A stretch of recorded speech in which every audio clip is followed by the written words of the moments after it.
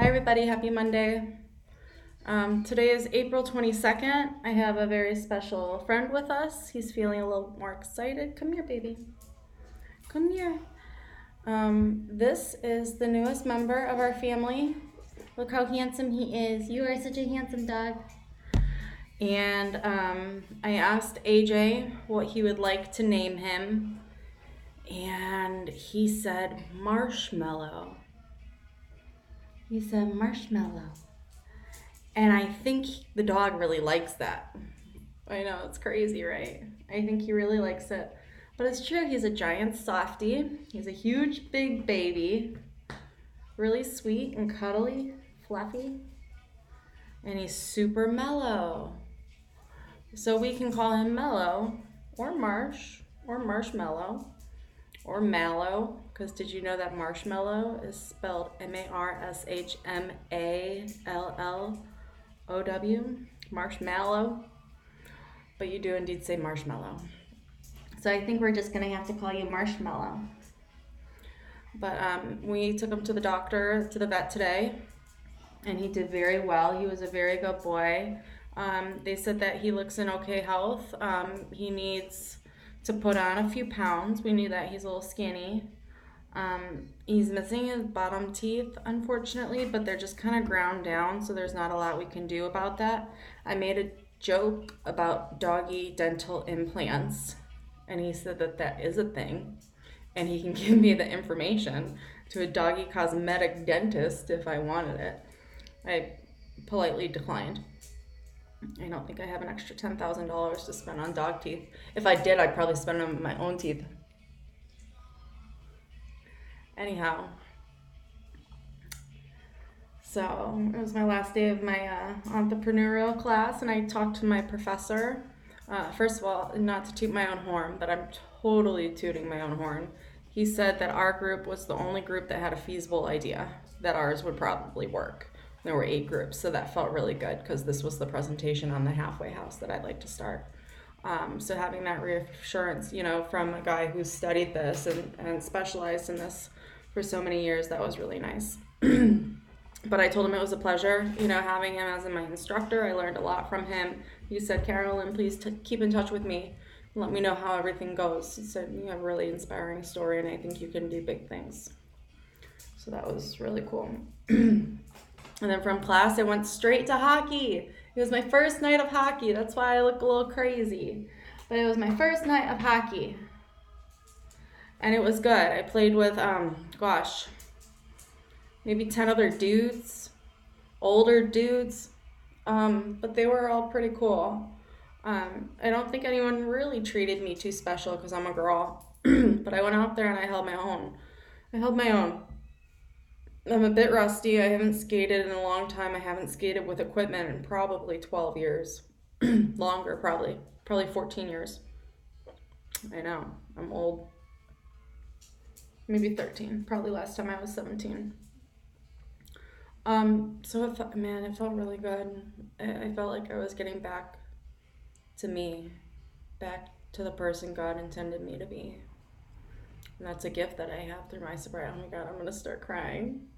I am just so full of gratitude. I had a conversation with my dad today. I talked to my mom for a while yesterday. And I just cannot tell you how different my life looked this time 2 years ago. I have a tickle in my throat. Anyways, let's get to it.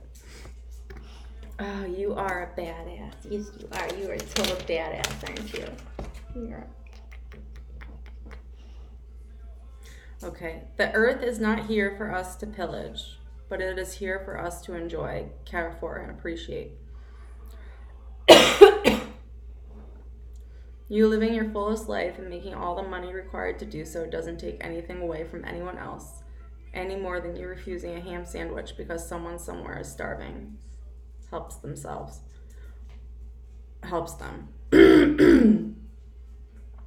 You are living your fullest life, making all the money required to do so. doesn't take anything away from anyone else. Okay, so what they're saying is that if I refuse to eat here in America at my house, if I choose not to eat dinner, that's not really helping someone across the globe, who doesn't have dinner tonight. It's not like I'm going to take the dinner that I'm going to eat and send it over there, right? So I think it's saying that denying yourself a pleasure or a need isn't the answer to helping others attain that pleasure or need. And that's really interesting, because then that begs the question, okay, well, what do we do? How do we help? And honestly, I don't have that answer right now. I'm sure a lot of it comes down to, community service and getting involved in organizations that do have that power. I know a lot of it could probably get wrapped up into politics and foreign policy and that sort of thing. I ain't got the time for that, though, I'll tell you. But there is an organization here in South Florida that I do love. It's called Feeding South Florida. And what they do is they rescue food that grocery stores often throw away. Food that has a bad expiration date or the packaging has been damaged. And truth be told, the expiration date, it's not fit for market shelving. But it's still consumable. It's not harmful. Often products are good 2 years after the expiration date. It's just a way for the companies to assure freshness to the consumer who's willing to pay, a 75% markup. But indeed, the product is still good for maybe another 2 years after. Of course, not like refrigerated product, not milk. We're not talking about anything like that. But cereals, soups, a lot of other stuff, Nature Valley bars. I mean, you'd be surprised what we find. And actually, it's really cool. Let me share you some of the stats with you. Let me see. I volunteered with Feeding South Florida on 2 separate occasions. And I really enjoyed them. So one occasion that I went to, we sorted 22,100 pounds of food. And that gets dispersed to different local communities. So, okay, I'm sorry, back up.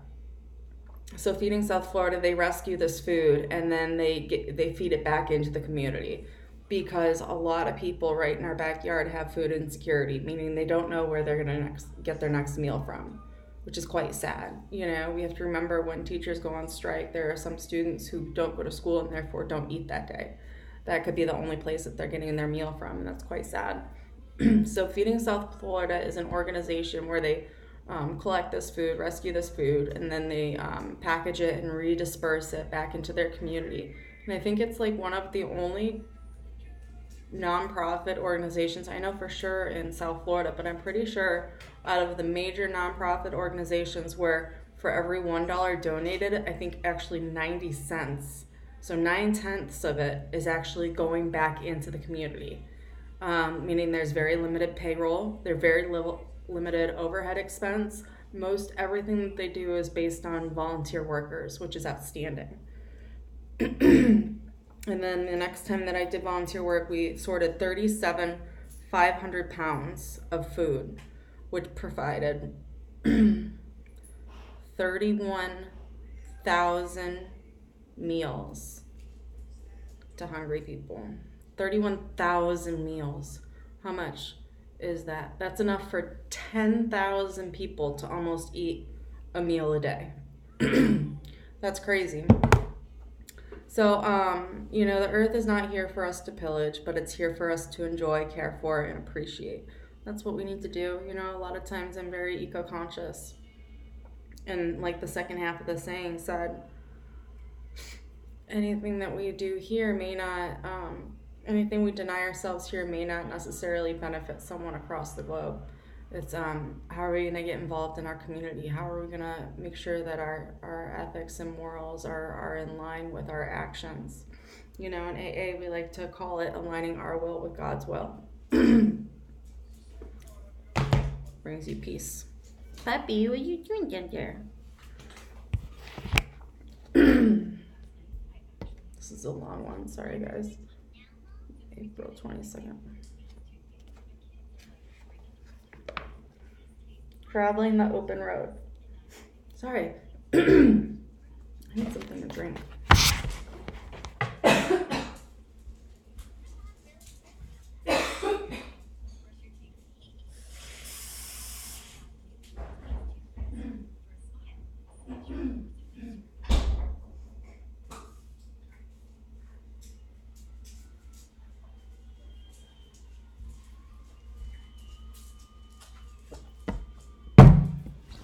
I'm inhaled like dog hair. All right, April 22nd. This is our road to spiritual growth.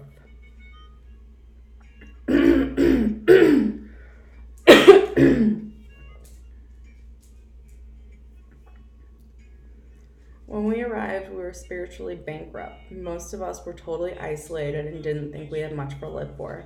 Little did we realize that as we began our program of recovery, we're stepping onto a road of limitless possibilities. At first, it was tough, yet as we watched other people working the steps and applying those principles in their lives, we began to see that recovery was more than just not using. The lives of our friends had changed. They had a relationship with God of their understanding. They were responsible members of the fellowship and society. They had a reason to live. We began to believe these things were possible for us too. As we continue this journey, we can get sidetracked by complacency, intolerance, or dishonesty. But when we do, we need to recognize the signs quickly and get back on our path. The open road to freedom and growth. Just for today, I'm continuing to develop my spiritual, social, and general living skills by applying the principles of my program. I can travel as far as I wish on the open road of recovery. Man, that's really beautiful.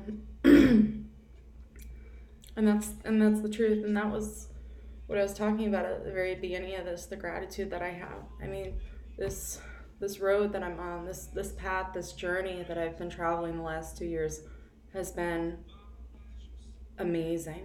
I mean, there are no words that could capture the things that I've felt and experienced and found since I've been able to harness my sobriety and my God and my spirituality and know that it's going to be okay.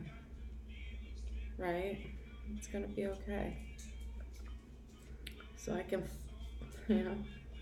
holding all things constant, as my econ book likes to remind me, holding all things constant, I can travel as far as I wish on the open road. Love you guys. Good night.